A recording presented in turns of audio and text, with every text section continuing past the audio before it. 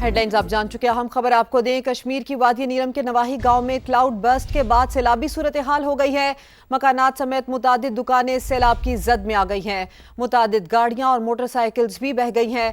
बात करेंगे इसी सिलसिले में, राजा साजिद साथ हैं। राजा, अपडेट कीजिए। जी बिल्कुल, अभी कुछ ही देर पहले वादी नीलम के नवाई गांव में कठा पीरा माँ जो नाला है, नाले में क्लाउड बर्स्ट आने की वजह से नाला सैलाबी सूरत हाल इख्तियार कर गया, जिसकी वजह से नाले के कुर्बो जुवार में तामीर की गई दुकानात और रिहायशी मकानात भी नाले की नज़र होगी। लोगों के माल मवेशी जो नाले के कुर्बो जुवार में थे वो भी नाले की नज़र हो गए। अब तक की इतलात के मुताबिक 3 जीपें और 4 मोटरसाइकिल भी नाले में बह गए। इस वक्त नाले में सैलाबी सूरत हाल है और जैसे ही नाला जो हमारा दरिया नीलम के साथ जाकर टच हुआ तो दरिया नीलम को बिल्कुल एक बंद सा बन गया। दरिया नीलम भी अभी सैलाबी सूरत हाल इख्तियार कर चुका है। वहाँ पर एक बिल्कुल सैलाब सा बना हुआ है, जिसकी वजह से लोगों में। ठीक है राजा साजिद, अपडेट करने के लिए आपका शुक्रिया।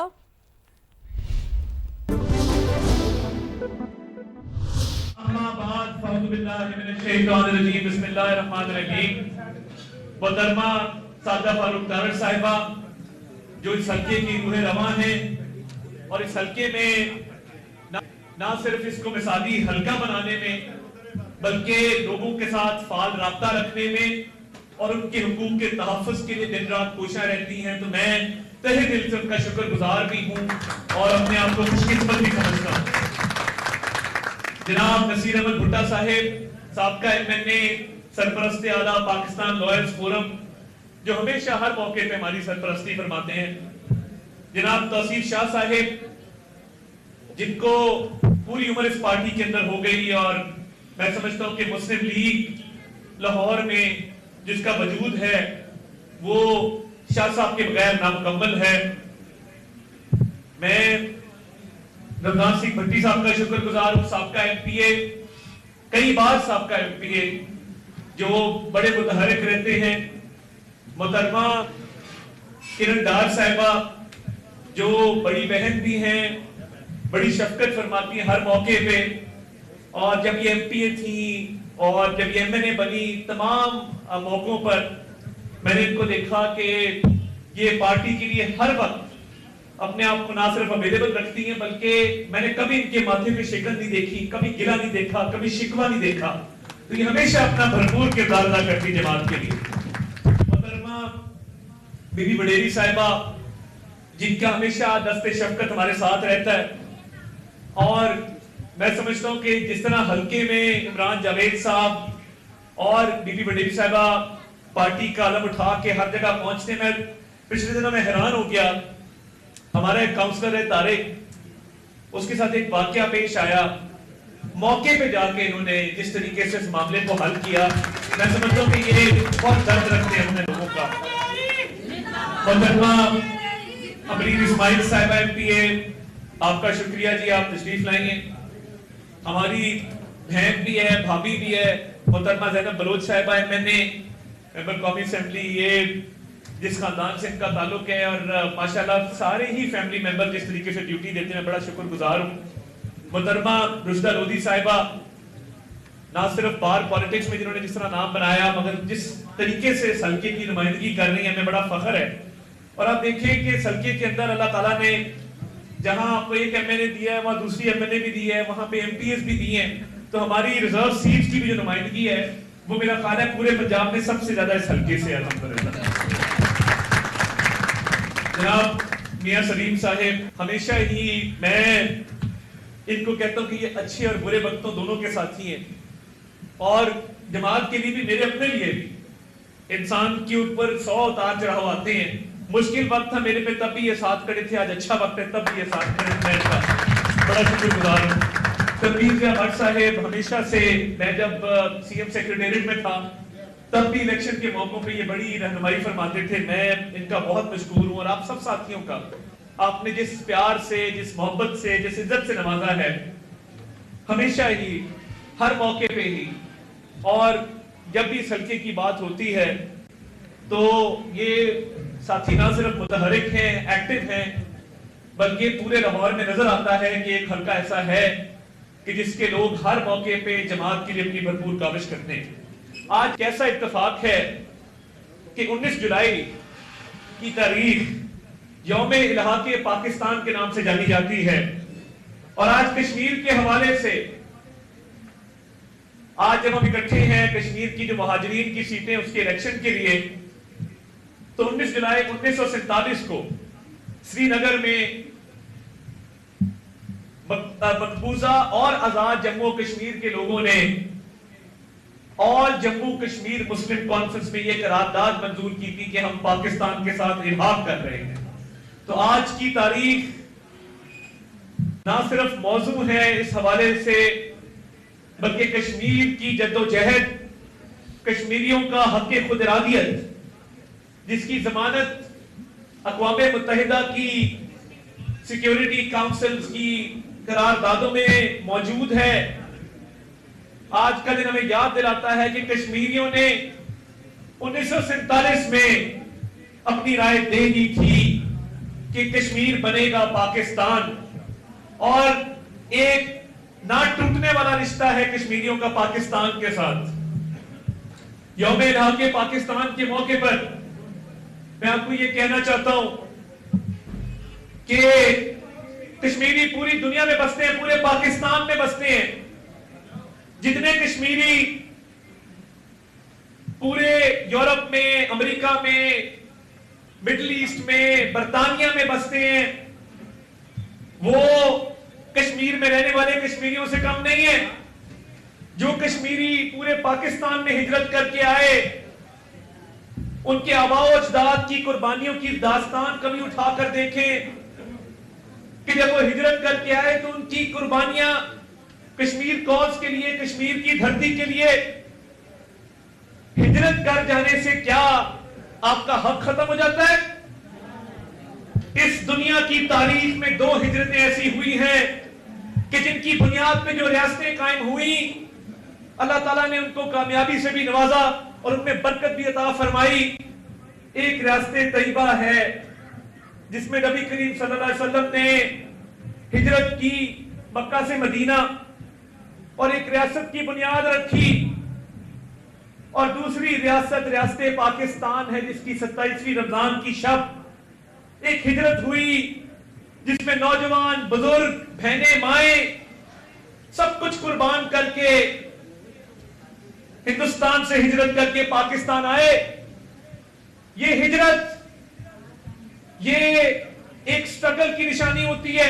ये हिजरत, इसमें बड़ी बरकत होती है, और हिजरत करने वालों की कुर्बानियां, हिजरत करने वालों की काविशें तारीख में हमेशा जिंदा है और हमेशा जिंदा रहेगी इंशाअल्लाह ताला। ये किसी को हक नहीं है कि वो ये कहे कि हिजरत करने वालों की हम ये सीटें खत्म करेंगे। किसी में ये दम नहीं है, क्योंकि ये उतने ही कश्मीरी हैं जितने आप कश्मीरी हैं, और इन्होंने जो कश्मीर के लिए कुर्बानियां दी हैं, इनके आबाओ अजदाद ने जो कुर्बानियां दी हैं, पूरी दुनिया उसकी मोतरफ भी, उसको तस्लीम भी करती है। तो ये जो मजमूम साजिश हुई पाकिस्तान के खिलाफ, कश्मीर कॉज के खिलाफ, इसके पीछे एजेंडा और था। वरना क्या वजह है कि जब पिछले दफा मुज़ाकरात हुए तो इनकी तमाम डिमांड्स को माना गया, बैठ के बातचीत की गई और उनको कहा गया कि आप जो चाहते हैं हम करते हैं। इस दफा जलाओ घेराओ, तशद्दुद की सियासत और ये सीटें खत्म करने की साजिश, ये सीटें खत्म करने की साजिश नहीं थी। ये पाकिस्तान से कश्मीर के रिश्ते को कमजोर करने की साजिश थी। ये वो साजिश थी जिसके तहत कश्मीरियों के हकूक को वो सल्ब करना चाहते थे। क्या कोई ये डिक्टेट कर सकता है कि बर्तानिया में बैठा कश्मीरी, अमेरिका में बैठा कश्मीरी, लाहौर, कराची, पेशावर, कोयटा में बैठा कश्मीरी उसकी कश्मीरियत पे कोई सवाल उठा सकता है? हरगिज़ नहीं, और ना इजाजत देंगे किसी को ये सवाल उठाने की।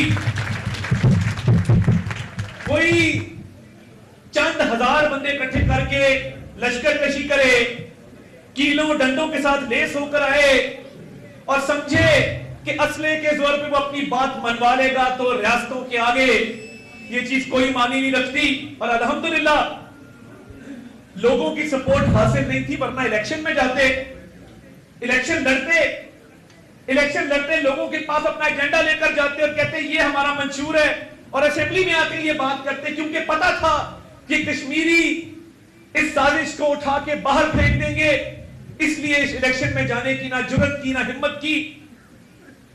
तो मैं आज मुहाजिरीन के सीट के इलेक्शन के बारे से बात करने आया हूं। हमारी जो दोनों सीटें हैं, NH 34 में जो जम्मू की सीट है, नासिर डार साहब का और किरण डार साहिबा के खानदान का जो मुस्लिम लीग नून से रिश्ता है, इनके वालिदैन के जमाने से इन दोनों बहन भाइयों ने वफादारी में कोई कमी नहीं छोड़ी। इन दोनों बहन भाइयों ने जमात के लिए हमेशा अपनी खिदमत पेश की, और आज जब ये इलेक्शन में खड़े तो हमारी जिम्मेदारी है कि हम अपने हल्के से इनको कामयाब करके भेजें और अपने पोलिंग स्टेशन से जो है इनको बहुत बड़ी कामयाबी से इंशाल्लाह भेजें। इसी के साथ मैं आमिर शाह साहब NH 41 वैली की सीट है, मैं चाहूंगा कि आप भरपूर कोशिश करें और उनको कामयाब करवाएं। मैं उस्मा आमिर भट्ट साहिबा का शुक्रगुजार हूं कि उन्होंने पार्टी की आवाज पर लबैक कहा, अपने कागज विड्रॉ किए और इलेक्शन से दस्तबरदारी का ऐलान किया और अब कैंपेन के अंदर मौजूद हैं। आपका बहुत बहुत शुक्रिया। ये इलेक्शन बहुत अहमियत का हामिल है, और इससे पहले कि मैं इलेक्शन की गर्ज़ो गायब पे हूं, मैं एक और बात आज आपसे करना चाहता हूं। जो मैंने पाकिस्तान के खिलाफ साजिश की बात की जो ये लोग कर रहे थे, एक मोहतरमा नौरीन न्याजी साहिबा का बयान सामने आया है। आप ये अब शेम लोग कह रहे हैं, तो आप अंदाजा करें कि लोगों के अंदर कितना गमो गुस्सा है नौरीन न्याजी के बयान को लेकर। अपने भाई की सियासत के पीछे जो कहते हैं कि फलां नहीं तो पाकिस्तान नहीं, अब वो मार्का हक पे सवाल उठाना शुरू हो गए हैं। अब वो ऐसे बयान देते हैं जो भारतीय मीडिया की जीनत बनते हैं, और इंडियन मीडिया उन बयान को उठाता है। ये सारी सियासत, ये सारी वजारतें, ये हुकूमतें, ये ऑपोजिशन, ये ओहदे, ये पाकिस्तान है तो ये सब कुछ कायम है, अगर पाकिस्तान नहीं तो कुछ नहीं। और इनको ये बात समझ लेनी चाहिए कि ये समझते हैं कि शायद इस तरह की बात करेंगे तो ये शायद सियासत चमकेगी।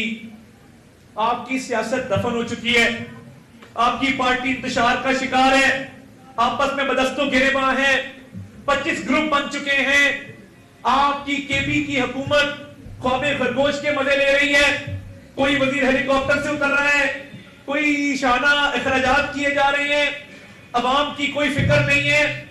आज आके देखें कि अल्हम्दुलिल्लाह जिस तरीके से मुस्लिम लीग नून ने खिदमत की हमेशा सियासत की है, शहबाज शरीफ साहब दिन रात कोशा रहते हैं अवाम की खिदमत के लिए।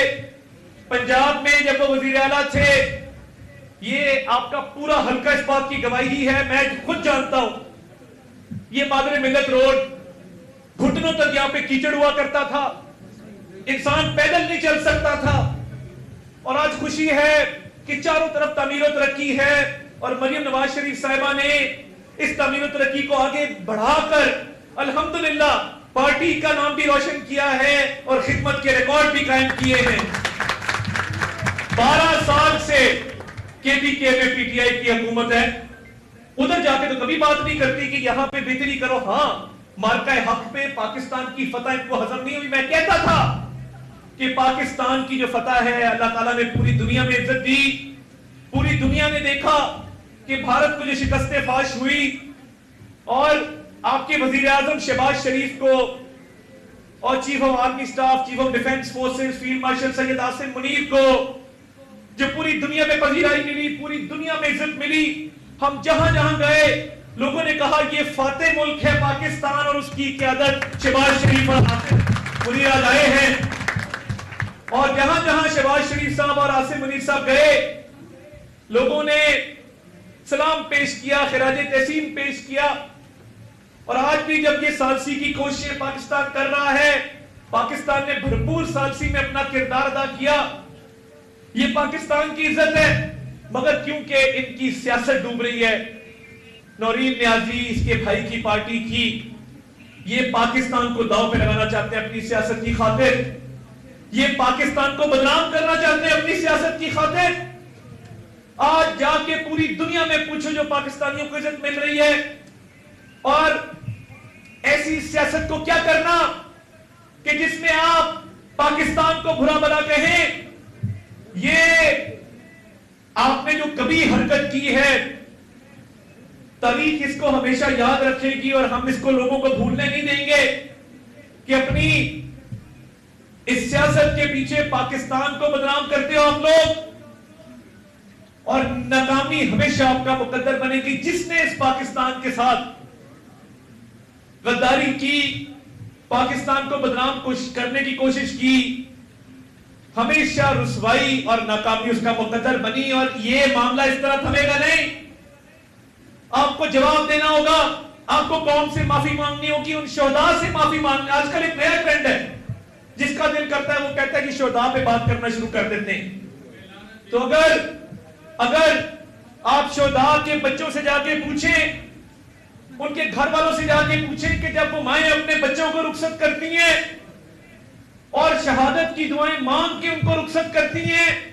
उसकी कोई कीमत हो सकती है, उस पे कोई कीमत लगा सकता है, उसका कोई मोल दे सकता है? ऐसी सोच काबिले मजम्मत है। और हम ये समझते हैं कि ये जो सियासत के लिए रियासत की